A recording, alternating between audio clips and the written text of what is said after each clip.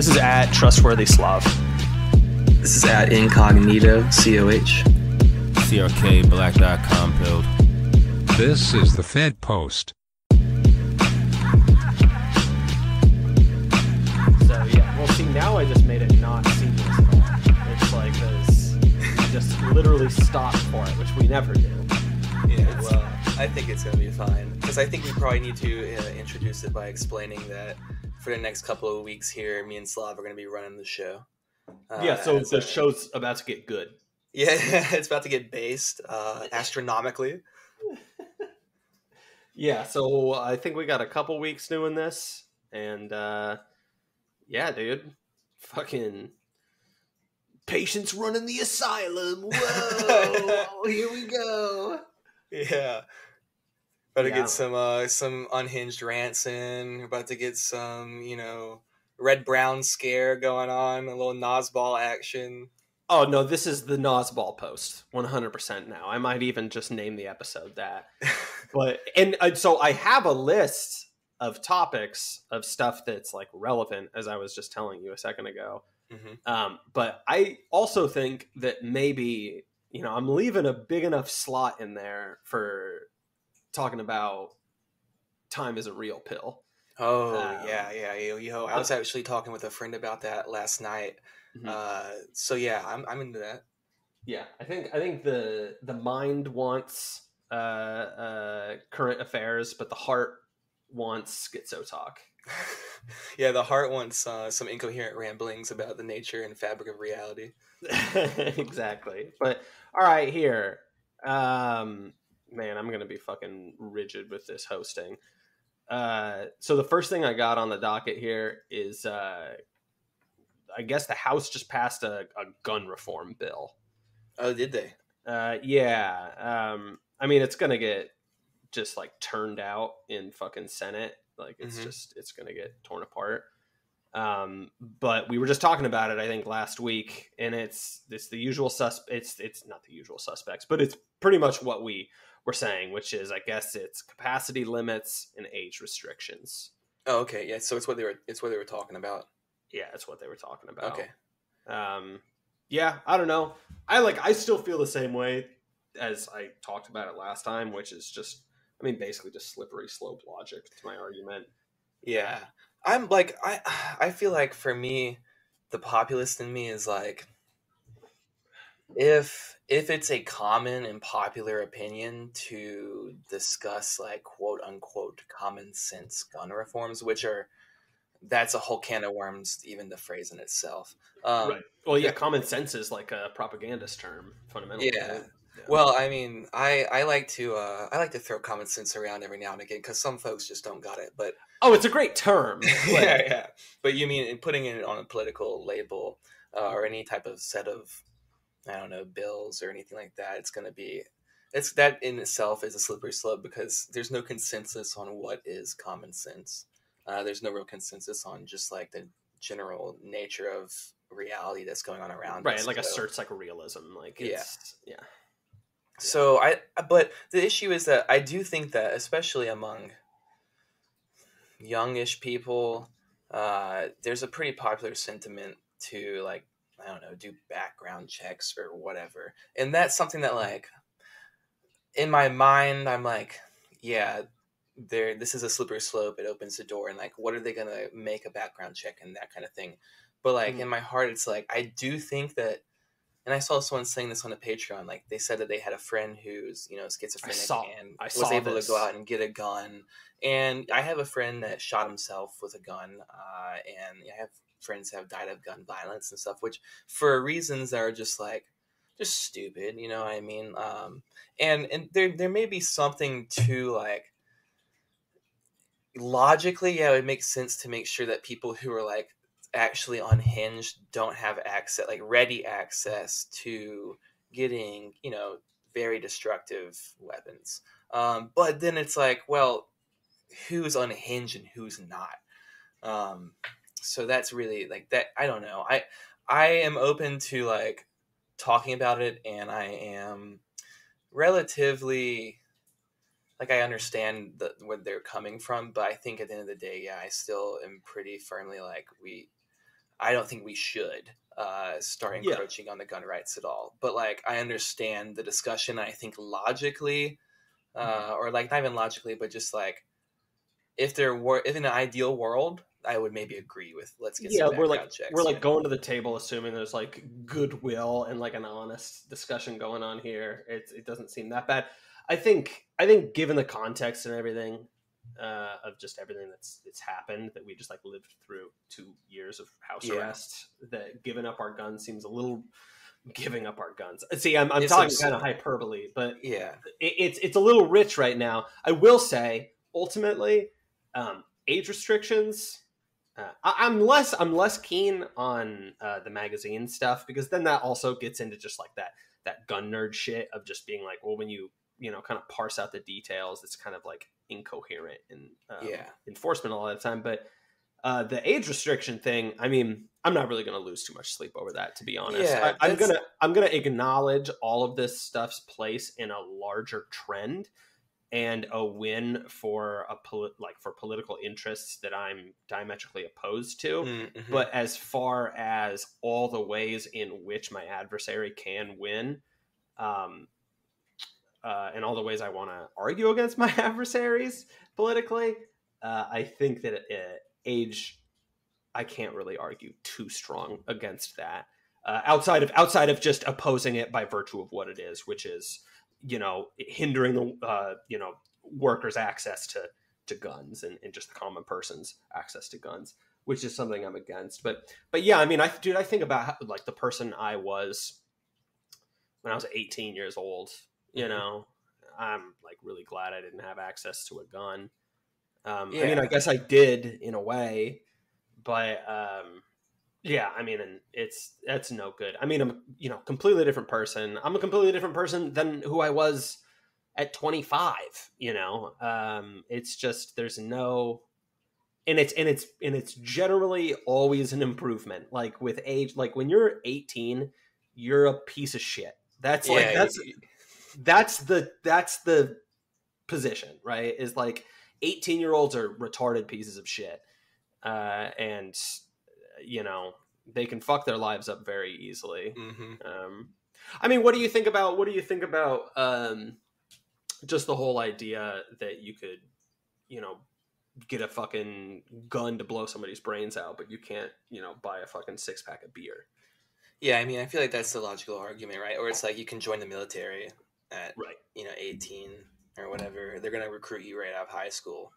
Right. So why couldn't you just have a gun, here, as just a regular person? So yeah, I feel like that's a logical argument that I understand. Yeah, I would. I don't know. Like you're saying, I wouldn't really lose too much sleep, I guess, over an age restriction. But also at the same time, it's like, I don't know, dude. 18-year-olds, it depends what your living situation is, and it depends what your path is in life. There's nuance. So like, there may be people who are perfectly fine with a gun at 18 years old because they were exposed to them and around them their whole lives. And like living in the South, that's a pretty big culture. It's people who hunt and people who have guns because there's a lot of unincorporated property and county land that you can just go and shoot guns on. You can just like go put bottles out or shoot guns at them. And so that's kind of a big culture there. And, it's like a family thing where it's like generational, and like, your dad will take you out hunting, or you and your friends, and you'll have pretty good understanding of weapons and like their consequences and, safe use of them. And, depending on what your path is, how many troubles you have, either personally or externally, you may be someone who is in the right headspace to own and operate a gun safely, even if you don't have the right ideas necessarily or have everything figured out, or if you're an 18-year-old who's like, I think as a teenager, a lot of people are lost. I think a lot of people are lost in our society just in general, right? But as a teenager, it's a little bit more pressing because I feel like, there's pressure on you to figure out what's going on, because you're about to go on to either working a job or going to college or, whatever. There's big choices that are coming up for the first time that you've really had to make, choices like that for yourself, sparing certain circumstances, of course.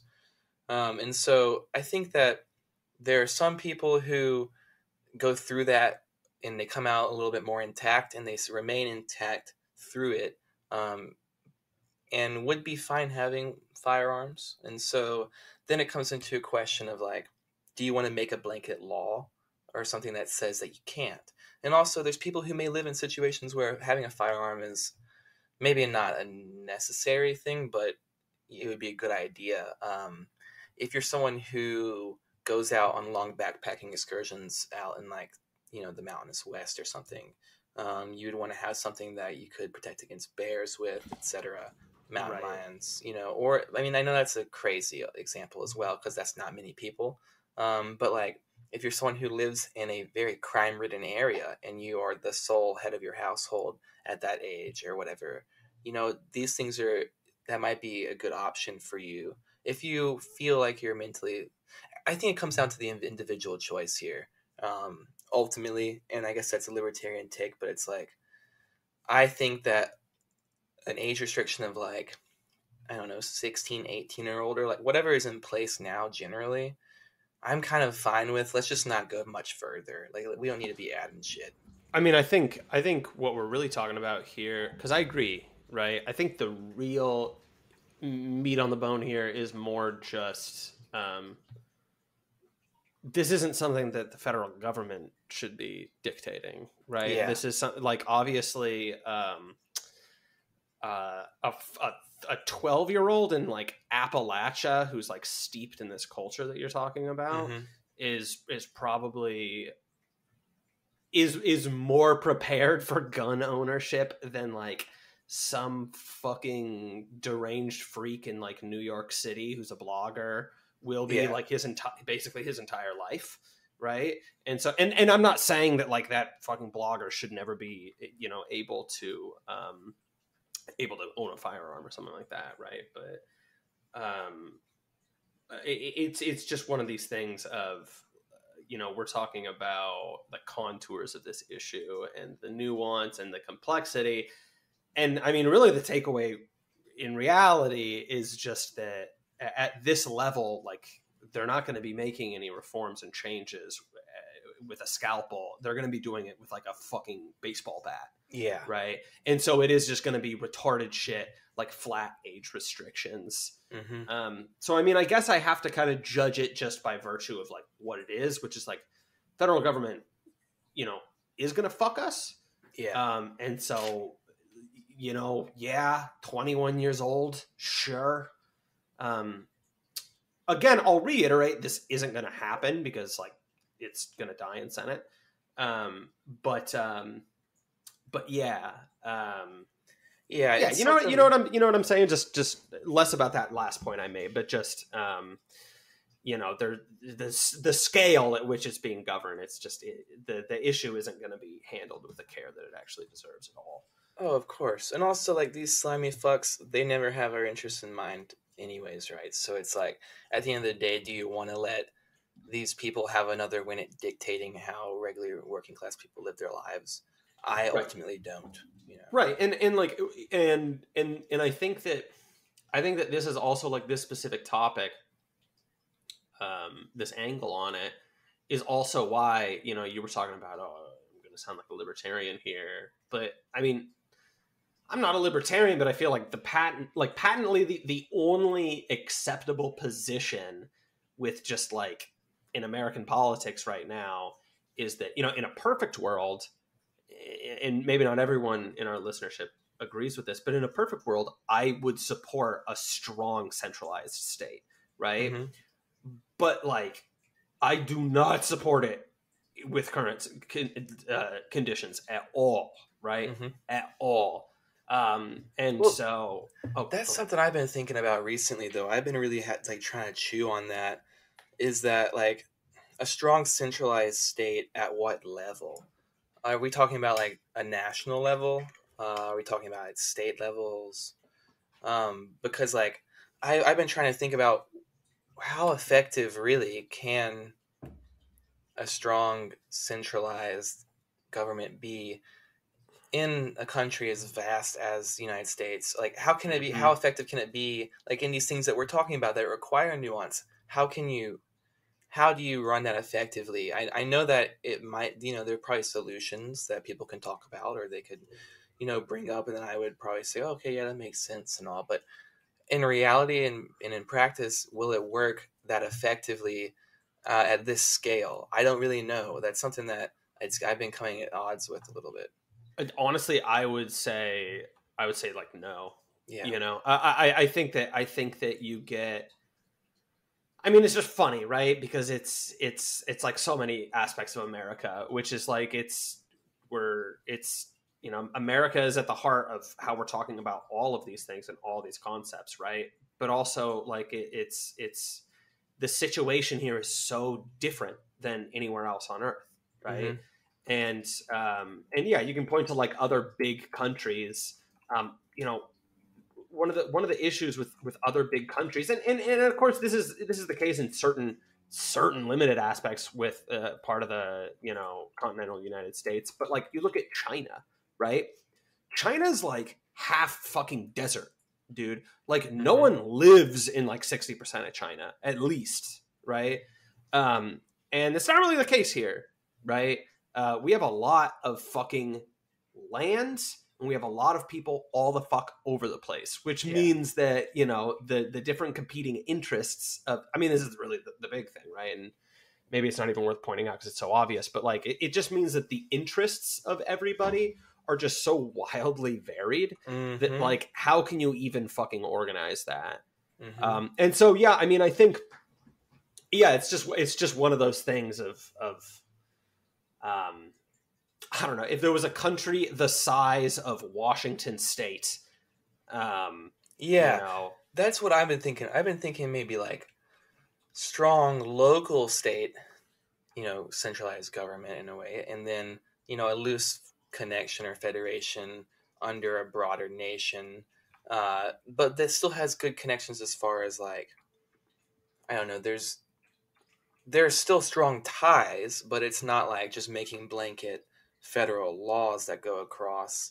Yeah, I mean, you need to have strong ties because like half the fucking country just like withers and dies. Yeah, You exactly. don't have that, right? But yeah. I mean, yes, centralized government in the United States is like not even really feasible. Which is also, I think, like that's, and I've talked about this before too. Like I think that's kind of part of like that's kind of, we've seen that play out with COVID, right? Of basically just being like, well, you are going to have just like this like big steel dildo of the state ramming you, but it's going to be in these population centers. And that's where most of the people are anyways. Right. And it's tough, man, because honestly, I mean, like I want to get further away from a population center, but at the same time, I think about, I went out of town a couple weeks back, and my region gas is pretty bad. With just like the national average. My region is particularly bad, but like, dude, I went out a little bit into the boonies and like gas was significantly worse. When we're talking about like food shortages, all of that shit that comes in the worst. Yeah, it's gonna get hit the worst, dude. And so, not to mention, one thing that doesn't get talked about with rural pill, and I'm not denouncing the rural pill completely here, but one thing that doesn't get talked about with the rural pill is crime. Crime is fucking higher in these places. And so, you could probably make the argument that in a lot of these places, it's at least going to even out. But it's different types of crimes too. It's a lot of theft. Yeah. Which fucking sucks. And there's a lot of domestic issues, I feel like, too. Because people get out and left out on their own a lot. And, like, not every family is perfect. Although, we like to tout the family as a strong model to build a community around. In an ideal and perfect world, it is. And in many instances, it is now. But for a lot of people, it's not. And, yeah, there's a lot of like abuses of familial power that go on. in areas that are less checked on, because I lived in an area that was pretty rural for a good while I was living in Colorado, and it was the place I lived. There was a ski resort, and so there was some money that was like adjacent to there, and so there was, they had a little bit better resources than the areas around. But the cities, are not even cities, but little towns and such that were directly around, several of them didn't have any police at all. They just had state marshals. That they were in the jurisdiction of state marshals, and so like, they if It's you like a needed fucking someone, Indian reservation. yeah, it's literally almost like just like the complete Wild West, which is in some degrees, that's great and that's cool. But because of the fact that a lot of these places, like it's a small, tight knit community in a way, but it's not like everyone's living around the same city block or whatever. So it's people have a lot of space and they're not really up in each other's business a lot, and so there's positives and negatives in that. But there are abuses of power that happen, and there's a lot of like sexual abuse, amongst family members or amongst school teachers and kids, and or just whatever, around, or like domestic violence and stuff like that too that occurs in these areas. Because one of my friends when I was living there was like a social worker in these areas, and she dealt a lot with just a lot of just really bad family situations. And now also you could talk about a lot of these people are in these rural areas that have been they basically don't have great resources and accesses to things, and either that's by choice or not, for some of these people. But they kind of there's a certain lack of resources and access to things that kind of breeds Of course, issues. Crime and the destruction of social units, and yeah, absolutely, and I would I think the big thing that we haven't touched on yet in this topic is just drugs are a real fucking problem out in these areas. And I think that just kind of underpins all. I mean, it kind of it encompasses all of it, right? So we're talking about family issues.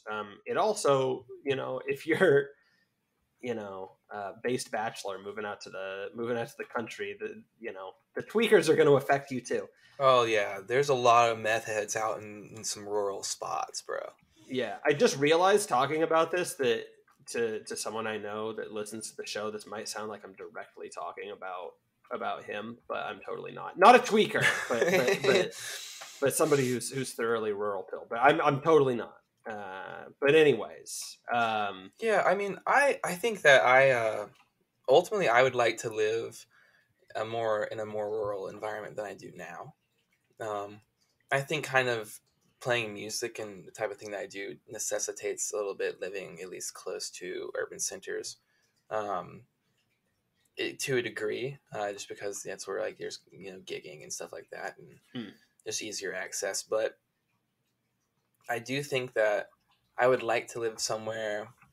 Like ideally for me, I'd live somewhere that's like 45 minutes outside of a decently big city, maybe an hour or so, to where I can access it pretty easily, but I have enough space that it feels like there's a breather, and I can get some property and be able to branch out a little bit and really like set up shop, because you can't really do that as far as land space in a city, and B, just cost wise, it's so hard to do that in a city if you can find the land.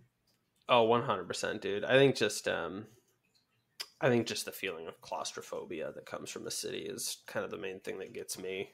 I feel like honestly, this is a big thing about, I mean, probably suburbs more than anything, but I also just hate the feeling of just living in a series of parking lots that are connected to each other, and like that's basically it. Like just these little concrete canals connecting these like big ugly concrete squares. And as fucking cringe as this whole idea that's currently working through just like the lower intestine of the leftoid machine online, which is the like hating cars thing. As cringe as that is, like, Dude, commuter culture sucks, bro. It sucks balls, dude. And like, and the way that our cities are laid out, and it doesn't have to be a big city, just like the way our cities are laid out generally, unless you're in one of these rural communities that gets to benefit from that shit in the cool way, which is like everything is just super far away, so you get like huge fields and shit, and it's just nice and everything has room to breathe. Like the way we build suburbs specifically and cities is just like, fuck, man, it is just like a bunch of fucking connected parking lots, and it sucks, dude. And it's really bad for old beautiful architecture. And for just anyways it's a mental drain. I think it's bad for the human psychology. Like, I think that's not even to speak about places like living in like a big ass city, like in the middle of a big ass city like New York or like Chicago or something like that. Chicago, so I guess New York and Chicago both have like the sea, or like they have a big lake next to them, so there's like, it feels like there's some space in some areas, but otherwise it's just concrete and tall ass buildings that you're like, if you're walking around on the ground, you have to look basically straight up to see the fucking sky. If you're trying to, you just don't get the space to grow, and you don't get the space. Like, I think you grow into your environment a little bit, as far as like, obviously your environment informs who you are and how you grow and stuff like that. But I think it's almost like, I don't know, it can't be good for the brain and the human psychology to live in places like that where there's no vistas and where there's no sunlight and where there's no grass and vegetation. You can't get contact with soil, and I don't know, it's cringe as like quote unquote touch grasses. Like, touching grass is good, and like getting in the soil is good, and having contact with nature and like actual life is good, and not all this really sterile, lifeless, giant blocks. I don't know. It can't be good. Totally. I think about like you put a fish in like a small tank and it's just going to stay small. I mean, certain fish, right? But you put a fish in a big tank, right? It will grow much bigger, right? Or a plant, obviously. So yeah, I mean, I don't know. I'm generally just kind of like a stressed and anxious type guy, which is, that's the modern condition, bro. Exactly. I mean, it's whenever I'm talking to people, especially like people I'm just getting to know, and I have to listen to like the 100th person who describes themselves that way, I always kind of like cringe a little bit. But yeah. Well, I think that about myself, and then I interact with some other people, and I'm like, oh fuck, all right, I must have a pretty level head on myself, because these people are wound up. Yeah, I mean, well, you're like well adjusted enough to actually like manage it in some form. Yeah. Yeah, like what the fuck was I saying? No, just with that condition, makes it sound like just like with that quality. Yeah, I don't know. Just, I mean, it's such a cliche, but yeah, like just the how rapid urban life is. And just, again, for me, it's just the space thing. Like, I feel like I can't like kick my legs up and just fully stretch out in a city. Yeah. In some sense, it's hard to put my finger on exactly. The ultimate thing, honestly, at the end of the day for me is just that, like, when I lived in the city for a number of years, it was, having that like romantic attachment to it, right? Of this is a cultural hub, and it's like travel, right? Like, you're going to expand your horizons. Whoa. And that was true to a certain extent, right? I think that my time in the city, I was like involved with music and stuff like that.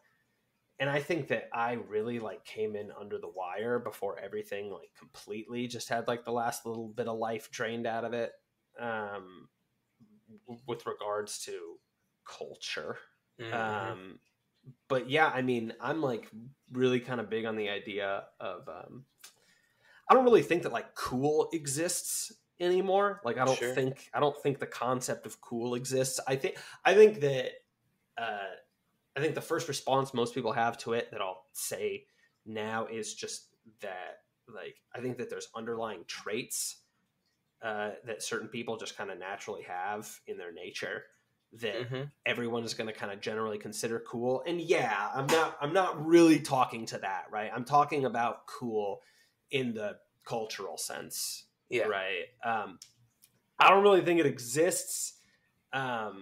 Just for the simple fact of like, you can go, bro, you just go to enough fucking open mics and you just go to enough performances and like, and you see these people that hit the marks of just like dressing and speaking and performing in the ways that we kind of go like, all right, this is that you're meeting the criteria, right? You see that, and then you have a conversation with them and just like realize that they're just like complete brain dead normies, which is like the absolute antithesis of cool in every way. Yeah. And it's just kind of one of these things of like, oh right, like we're just, and I don't want to make it sound like we are cool by that. Like no one is cool because we fucking sit online and record a podcast, right? That's like deeply uncool, right? Yeah, it's like Sarah Kay's talking about, if you're into politics, it's not fucking cool. No, it isn't, Yeah. right?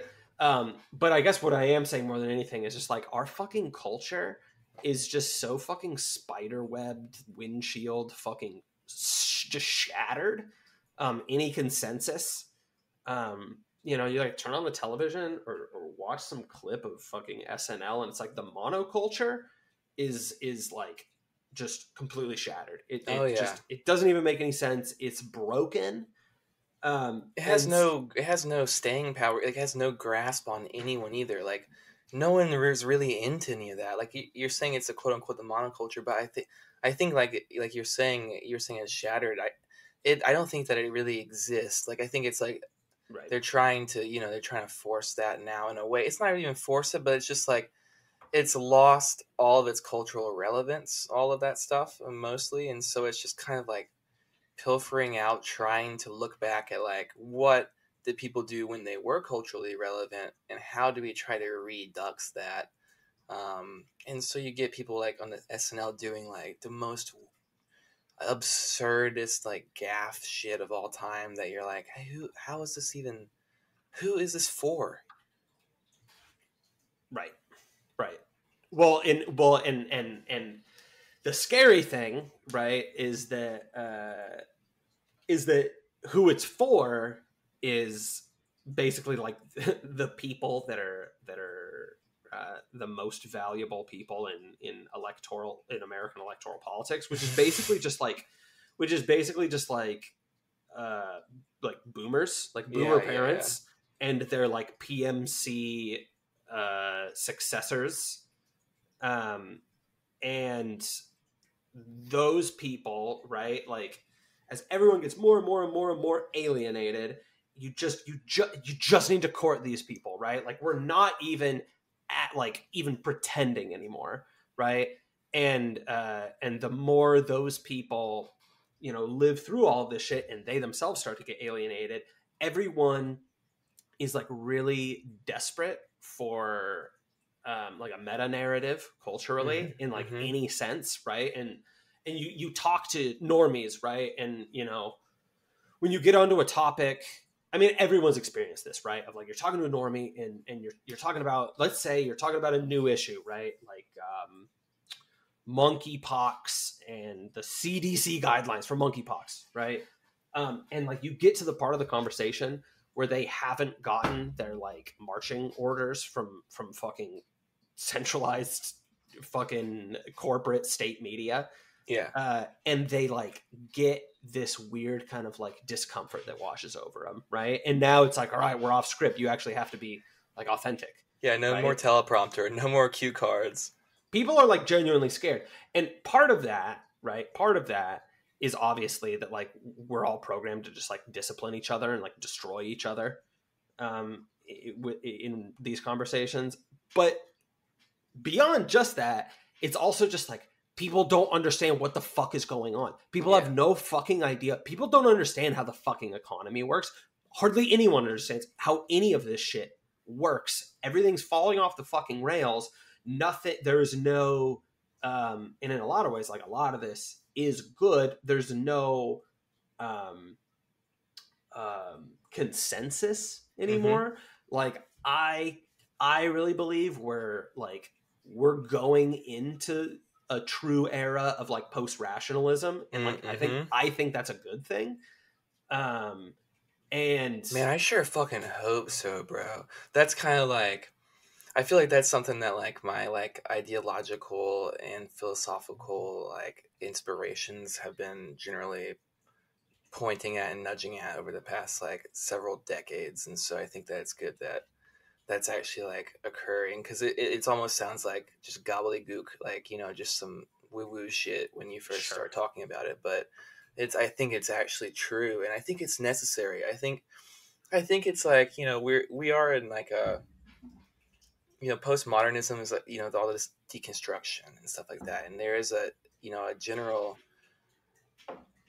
coming apart of narratives, of ideologies, of cultural trends and norms, and this is causing a lot of problems, but in societal ills and such. But I think that, and in like as far as in a political sense, it's a positive that not everyone's just completely on board and sold on some, you know, project when it's, you know, a bill of goods, like a false bill of goods. And it's not, if it was like everything was still the same as it is now as far as economic conditions and everything else, but somehow we had everyone's unified under the American ideal still, that would feel fucked to me, because I'd be like, dude, shit's really, really, really fucked, and it looks like no one's even reacting to that. It seems as though that's not even being,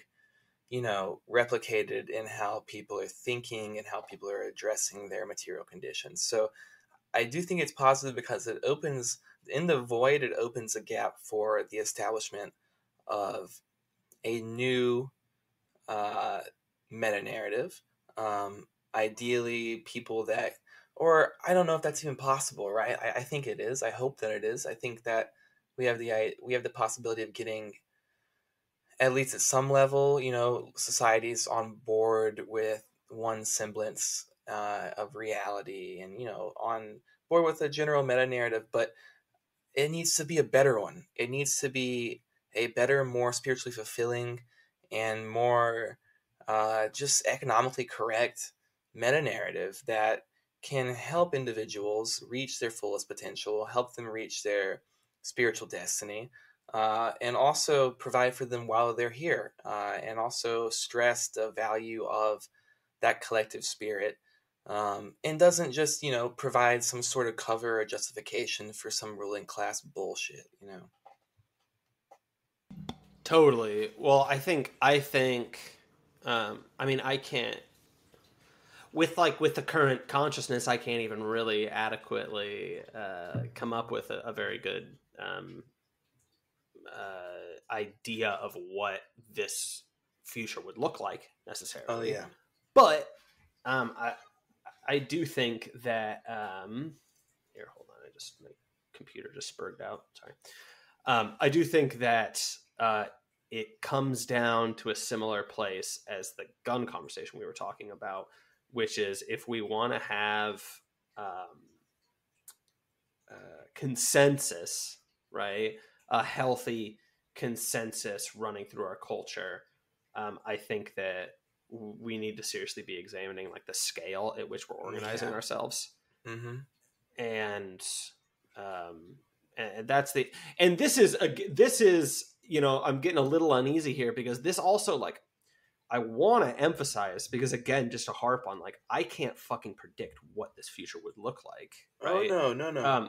But even more to that point, like, I want to emphasize that I don't necessarily think that this is, like, I'm talking about that this issue culturally, right? Because that's the topic. I don't even know if like what would work for that would also work politically, right? I don't know where one begins and one ends, right? But I do think that you know, to get people on the same page, you need to, you know, if you want to write a song that like is going to be loved by everybody that listens to it, then like you should probably like have the audience of the song be relatively small and like targeted. You know what I mean? It's and be in touch with what the interest of that audience is. exactly these giant blockbuster movies. This is the concept of it that everybody is completely familiar with. Is like these giant blockbuster movies that are completely horrible and please no one are that way because they're trying to please everybody, and so every, you know, and that's the way culture works at this scale. Yeah. And that would obviously need to change in a big way. I do think that I ultimately think, and I know that this is a little bit of an escalation of the conversation, but I do think ultimately that the like secular social technologies that we currently use to like have shared lore and just a cultural ethos generally, like the secular tool set that we have is just like not the way it works. No, right? it's pretty gross. Just operating on the assumption of just like the rational autonomous individual it is just like not really a way of having like a coherent large system. No, right? Absolutely the fuck not. I mean, dude, look around this whole fucking planet right now. The promise of the rational set of operating in like that general mindset as the overall controlling and writing consensus is fucking, it's ringing hollow. Everything is fucked. Like, you look at, we're literally destroying, and like we're talking about with this concrete shit and with these parking lots, what are we doing all this shit for? Why are we pumping up foods with all these crazy pesticides and shit and creating shit that it has diminishing nutritional returns and is causing other issues? Why are we doing all of these things? Because none of these things are actually helpful. And they're essentially just all very like straight, rational brained. Well, we need to just worry about, you know, what's around us, just material shit. We want to make sure that we up production, up profit. We want to be very sterile minded and very cold and calculated. We want to do fuck all of that shit, dude, because that stuff's not human. That is not right. And I think it's ultimately leading to a deep rot at the core of our society.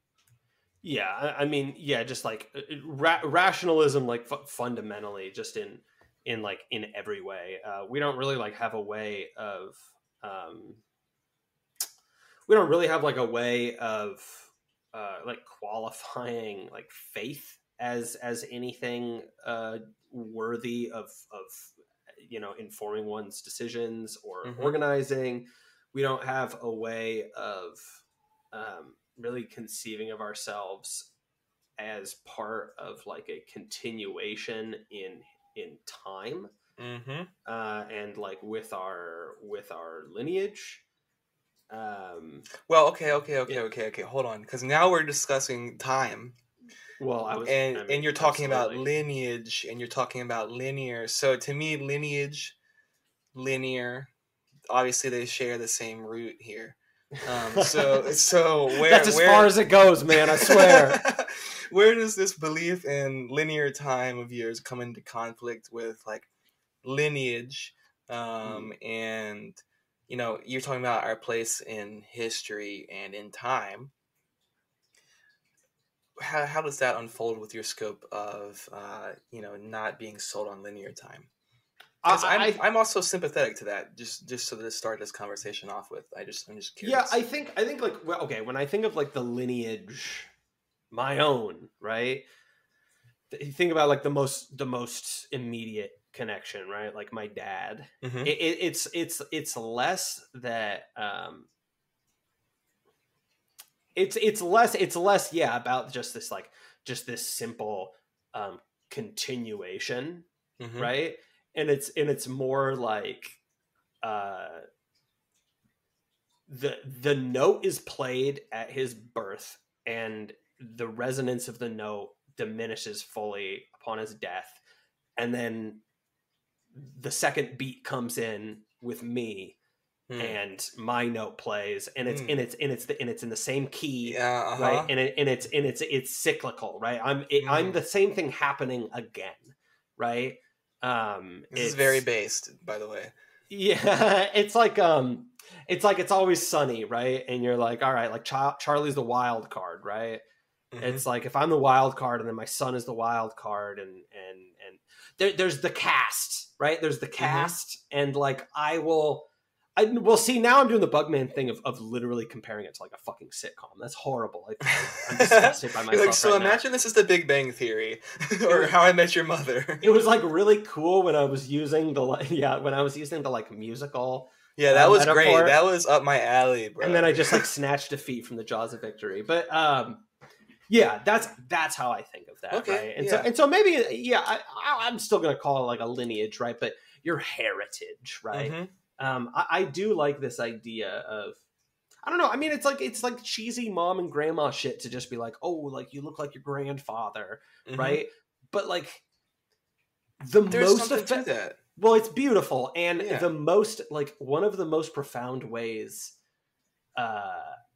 I've felt of just like thinking about history is to like look at like an old fucking picture of like your grandpa, and like he does kind of look like you or something, right? And you're just like, oh man, like there was just kind of like a me that existed through that era, right? And so like, oh man, I wonder what that would have been like, right? Like it's, I don't know, it just feels a little bit more immediate. And you could say, and I don't want to hedge too much, right? But you could say that there's something a little bit narcissistic about that, and I don't see it that way, right? Because I hear that critique the same way I hear people saying wanting to have children is narcissistic. It's like, no, like it's like, yeah, I guess you could say that it's this not the self-hatred of narcissism, but it's like this, the love of yourself, right? I could see how you could make that argument, but the self in question here isn't just yourself, right? Like the self here is like the spark that exists within me, that exists within my father, absolutely, which exists within his father, and so on and so on and so on.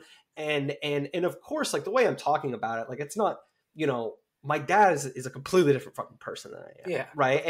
And I'm a completely different person than he is, but there is that spark there that like that, you know, if you were of Scandinavian lineage, it's that spark that was present when your fucking ancestors fucking landed on some fucking beach and pillaged a fucking village, right? Or just that, and like that's fucking cool, like that's important, right? And suddenly like the past exists in you, and also, and this is the real shit, right? This is the real shit that needs to be taken daily, is like the future exists within you. Yes. And Bill Nye and AOC aren't telling you what the future is. Like the biological imperative to fucking procreate and then have you present in that story is what the fucking future is. And it's gonna look something like that fucking Viking landing on that beach, and it's gonna look something like your grandpa when he fucking got to, you know, the United States, and it's gonna look something like your father looking at you for the first time when you were like an infant and just like feeling his life click into place. Man, that's beautiful, Slav. Yeah, fuck yeah, dude. That's life right there, baby. That's everything. Life. Hell yeah, dude. Yeah, I like that. That's not narcissistic. Fuck that. Fuck whoever would say that's narcissistic, dude, because that's like, I don't even want to think about what kind of line of thinking you gotta get to where you're like, man, caring about your place in history and your family and where you come from and how everything ultimately culminated, you know, all the things that it took to make sure that you came around here, and then also all the things that went into you're not just you're the collection of all of the people that came before you that were a part of your story, right? That your dad, your mother, their experiences in their lives inform the way that their body forms and inform, how that spark is passed down to the next generation. And although there is, that spark in that genetic information and ultimately that energetic signature that's passed down and collective memory, I feel like I don't know that it's like, obviously it's not like you can just tap in and be like, I remember what my ancestors experienced. It's like fucking, it's like literally the plot of Assassin's Creed. Yeah. you get into a computer and you're like, now I'm in the fucking American Revolution. Yeah. And it's not like that. Although, I mean, that'd be kind of cool. If they had that technology, I'd be really scared of it. And this is the official COH FedPost stance of, man, Assassin's Creed has a pretty cool plot idea. Yeah, but that is, I think there's something to that, right? Like, now obviously, you're not in a loading, you're not waiting there in the lobby waiting for the Civil War to load up or anything like that. But you do have the genetic information and the energetic information and the physical and spiritual information of the people that came before you and the things that formed their lives and formed their being, and that's passed down through you. So do you think that, like, when your obese black female HR manager is like having a panic attack and screaming at you and your coworkers, that it's a legitimate excuse for her to say that it's just generational trauma from slavery? See, okay, not really, because at the end of the day, you are an individual that does need to take responsibility for yourself and your actions in the current present time. And that involves getting a hold of and making peace with and understanding in a healthy way how you've come to be, and then letting that manifest through you in a healthy way that doesn't impact the people around you and, in such a negative, like, you need to be still a level-headed and well-adjusted person in normal society. Like, that's just like, that is the way. You need to be a person that's loving and caring in the here and now. But you need to be informed by that, sure. Like, that doesn't mean that, we just paper over that and say, oh, well, that never happened. And there isn't a deep legacy of trauma in, the Black experience in America. It would be a lie to say that slavery wasn't a huge industry, a huge crime against humanity that occurred here for a significant period of time until relatively recently in the scope of history. And all right, COH, we get it. You're a lib. All right. yeah. But there's no denying that, right? And there's no denying the way that was then passed down through, like,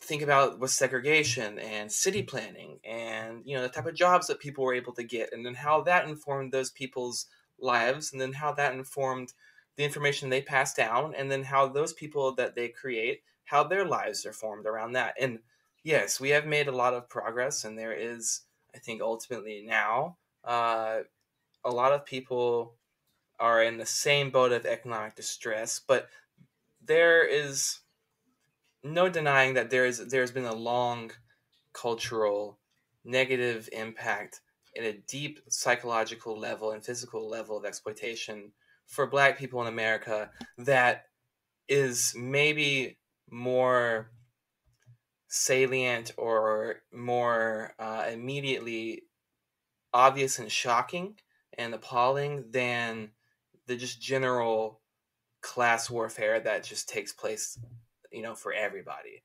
Because yes, white people were always poor here too. There was always poor white people and poor Black people, and poor white people have been working in terrible conditions and stuff like that too. But ultimately, we weren't slaves here in this country. And so that does mean something, and it does inform the way that your family goes on about that, because it informs your conditions. And I do think your conditions and your environment, like we talked about with the plant and with the fish, form how you develop.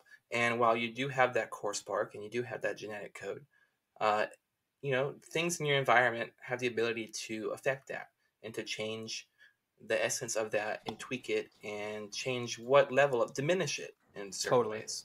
I think it's really fucking funny that like CRK's gone for 1 week and we're already talking like fucking Native Americans. We're like, as we already talked about with the plant and the fish. Like, no, but I think, man, I mean, it's so heated when you're talking about blacks, right? And you're totally right. But I would even say, another really obvious example, that, you know, for anyone that has that like immediate, because it's such an in-group out-group distinction to talk about black politics now. It's like radioactive, right? Look at the way that this concept plays out in a city like fucking Boston, with the amount of fucking sexual abuse that happened through generations there, right? With the church and just in community centers generally in the fucking state. I mean, it's right. So yeah, 100%. Much similar to the plant and the fish. Yes. Not to bust your balls there, but no, but I think that goes back to speaking on why I do think that we do have, there is a need for a new cultural, meta-narrative and new cosmological story in general that can kind of help to understand this concept, without just using it as a way to justify, antisocial behavior or whatever, but in a way to understand that you are a piece of history. You are a part of an ongoing system. You are a part of a living and breathing giant fucking tapestry of life that's occurring all around us. And it has been going on, and you are just a part, a link in that. And in that, you have a lot of responsibility, but you also have a lot of stuff that just kind of forms you. You have a lot of stuff from the past and cultural ideas, and you have a lot of just things that in your family and stuff that inform the way that you live. And there's a deep importance to that, and it goes beyond just the material level of having genetic information and stuff. And there is a deeper spiritual truth there.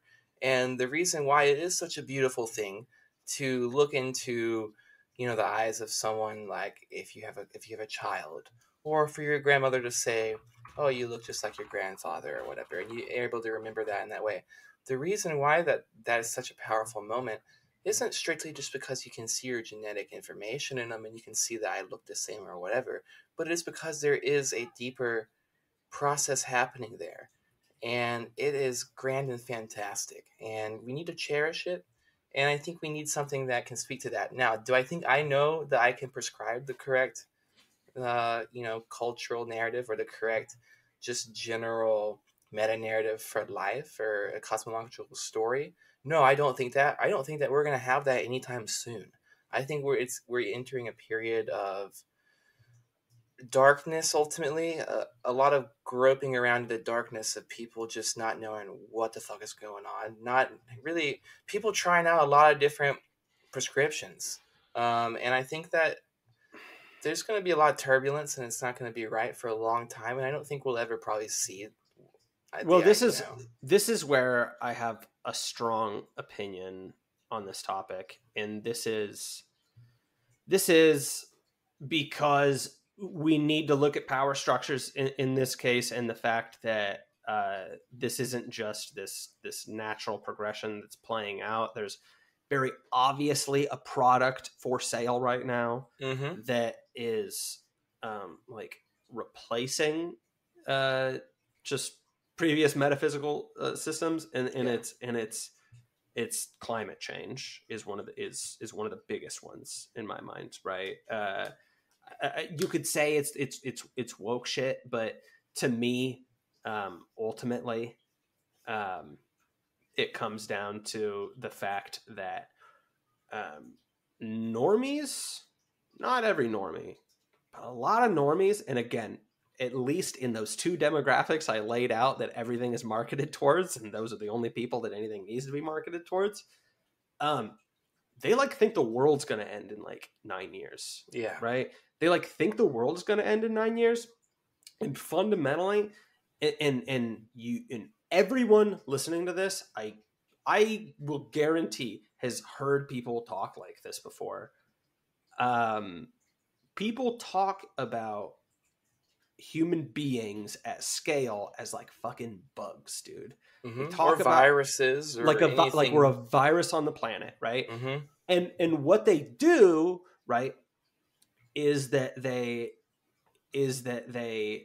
are absolute misanthropes of people at scale like that, and then they acknowledge the value of the individual, or the value of the human being at the individual level, and specifically like at the level of like the ego, right? Oh yeah. And it's exactly ass backwards, right? Yeah, of like course. look at this entire process that we're all a part of, and like that is where we fucking matter. You as a fucking individual, as liberalism and rationalism makes you, this little brain in a glass jar floating through the world with your just little personality traits that are according to you created in a vacuum, not according to you, COH, but but hypothetically.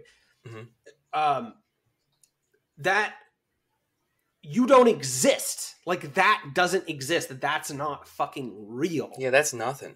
That's nothing.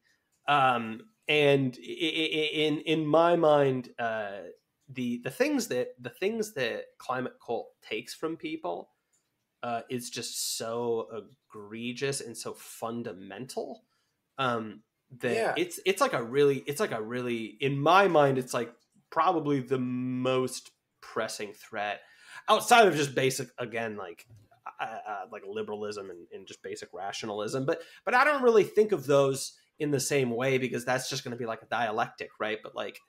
But when it comes to like climate change, we're talking about like an explicit coordinated, like huge coordinated conspiracy to like create a new consciousness in people.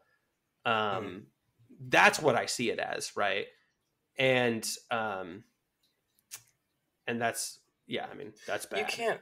You also can't separate climate change, in my mind, from the cult of scientism, right? Like 100%. And that rationalism that's involved there too. Totally. That is a very, very good point. I guess that's just what I was saying, is just that like rationalism and liberalism, like that's kind of a dialectic process, right? Like you can see, like, that's the funny thing about like of woke shit, right? Is that really it's just a chapter in like liberalism, like breaking down as a machine, right? Because it's like super illiberal in a bunch of ways, right? That's like the whole kind of normie thing of, I mean, I guess it's not totally normie, but just like the Civil Rights Act and things like affirmative action were like long ago, decades ago, nails in the coffin of like liberalism as a prevailing dogma in American political economy. And like there was consensus around those things, right? So that's like it's less like that, like liberalism and rationalism are like organic in my mind, like they're just going around, they're super deeply ingrained, right? But I'm taking exception with climate change, because climate change is literally a fucking conspiracy. Yeah, I would say, okay, so or not the changing narrative of, exactly. Thank you. Yeah, I think that's correct. Yes, yeah, absolutely. I get what you're saying, that there's a separation where it's like, this is, although yes, it is a product that is formed in the scientism and steeped in it and used as scientism as the justification for it. It's not solely a product of just like an organic product of that, because it's kind of being crafted and formed into this very like anti-life, anti-human general narrative. Now, I would say that a lot of rationalism and a lot of scientism in general is anti-life at its core. Oh, but, 100%. But I would say that this is like the narrative around climate change in itself is really bad shit, really wrong, and it's despicable because it preys on the fact that human beings are deeply tied to the earth. And human beings are, although maybe not everyone is, I think that most people understand at their core, like, the earth is important, right? It's where we get our life from, our life source from. I mean, we are deeply tied to it. We there's no escaping it. You could try to go and live on Mars or whatever, fuck with Elon Musk and such, but like, that's not right. That's not where people are meant to live. People are here on the earth. And so there is a deep tie and care for the earth amongst people. And I think that there is also, within our current system, very profit-driven system, a deep disregard in our systems and in our industries and in our mode of production and general mode of life for the earth and for natural systems in general. And so I think because they're at odds with the rational and the profit driven, the just very cold and sterile materialistic mindset, they're at odds with it. And so because of that, I think that there are deep issues within the way that we're treating our environment. I think that there is generally climate catastrophe, not climate catastrophe, but like natural catastrophe occurring. Environmental catastrophe. Environmental catastrophe, not climate catastrophe, because that plays into the framing ultimately of this idea that it's like this metaphysical climate and that it's, driven by numbers of carbon and this and that and the other that are just not even really the real issues, I feel like, that are tangible in normal people's lives. But I do think that there are environmental catastrophes occurring. I think that we are very, very backwards in our approach to natural resources and our use of them. But I think that that's not a human thing. I think that's ultimately a product of the economic system and kind of production mindset that is prevalent, and also a product of post-industrialism, very much so, largely. Or just industrialism in general, but then everything that's come after it too. And so I think that there's a truth to the concerns in environmental, policy. Like there is environmental issue. There are environmental issues. There are things that we need to change our mode of production. We need to change the way that we are treating the environment, and we need to change our conception of our place within the earth and within the universe, etc. But I don't think that is the main driving force right behind the climate change narrative that's common and culturally prevalent and politically prevalent at this time.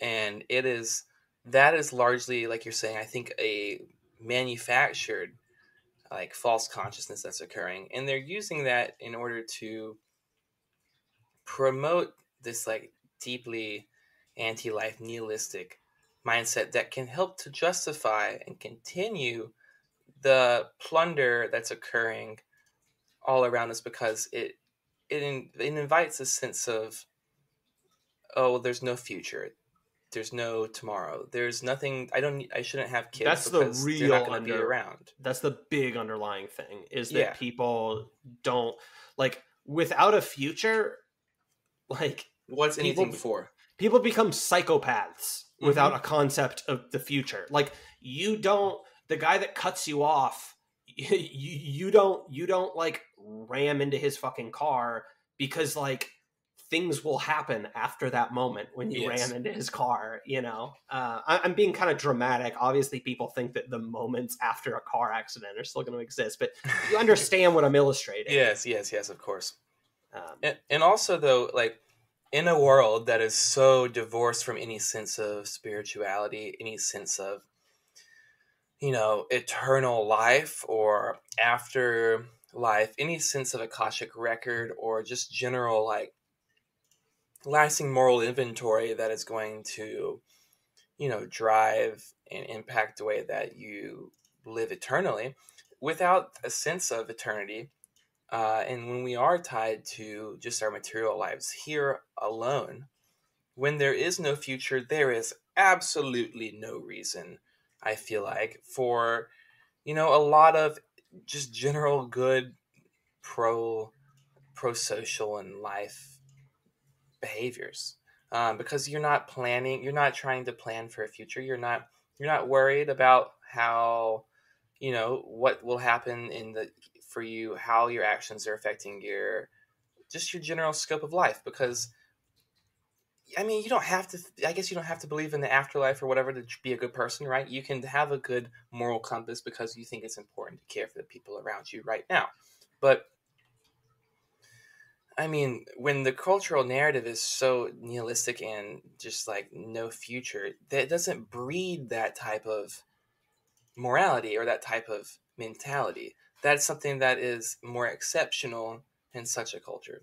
People could also have a symbolic appreciation for the concept of the afterlife. It doesn't always it doesn't always need to be like the only way we talk about it is just like straight up cut and dry literal. You know what I mean? Yeah. It's don't live in a sinful way, because then you will become a person who is just whose life is dominated by sin, and now you've created hell. Yes. Mm-hmm. Now I think I think that transubstantiation, the bread is Jesus's body, right? These taking the act of making it, it's not symbolic at this point. I'm taking this thing that I know is a leap of faith, and I'm saying it's fucking literally real, right? I think that's a thing that's really fascinating to me, that I think is really important for just this entire thing, right? But I think that's kind of the magic of thinking about the afterlife. I think that's kind of the magic of religion in a lot of ways generally, outside of just shared lore that goes back. But yeah, just this idea of heaven and hell don't need to be a place that's outside of where we live necessarily. I think that a lot of people already understand that, but yeah.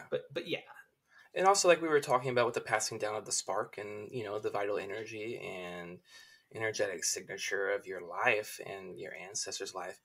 If you are someone who lives in a sinful or hateful and, debaucherous way, that's going to affect and diminish or change, at least impact that spark in one way or another. And that's going to be passed on.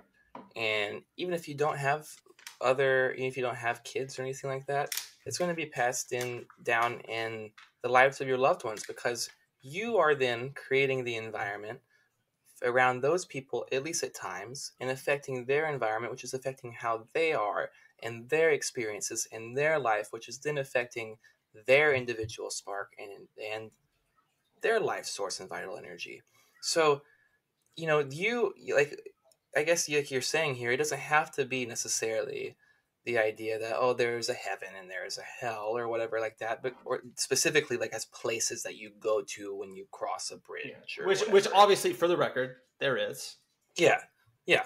I believe so too. I don't know that I believe exactly in the conceptions that are completely popular in, individual religions, but I do believe that there are places that you will, and lives that you will live after this one, and that they are tied to the nature in which you live your life now. And I think that, and how you impact others around you. But even if you don't, the twist is that COH is from India. Yeah, I'm about to just break into some Hindu reincarnation shit.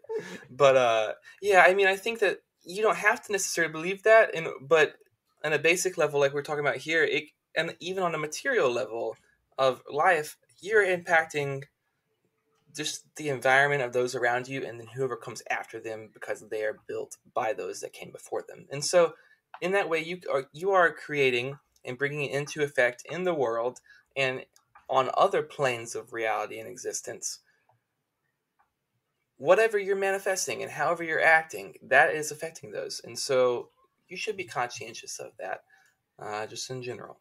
And we should have a meta-narrative that speaks to that, and a cosmological story that accounts for that and doesn't brush that all aside as, oh, well, that's not founded in anything that I can prove, or, whatever. It's okay sometimes to not have any specific proof. It's okay sometimes to believe and feel things and know things to be true that you cannot see and that you cannot tie down and pin down scientifically or with numbers and figures and spreadsheets. Right. If I can't quantify it, and did you get a Snopes fact check on that, COH? Well, shit, that's 3 Pinocchios there at least. That's 3 Pinocchios, easily 3 Pinocchios. If we're just getting started here, I need some broad on antidepressants living in Chicago.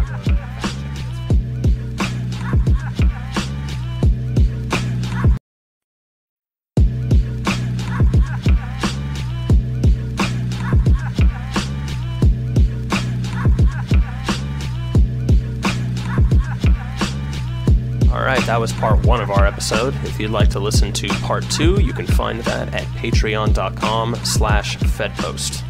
Thanks for listening.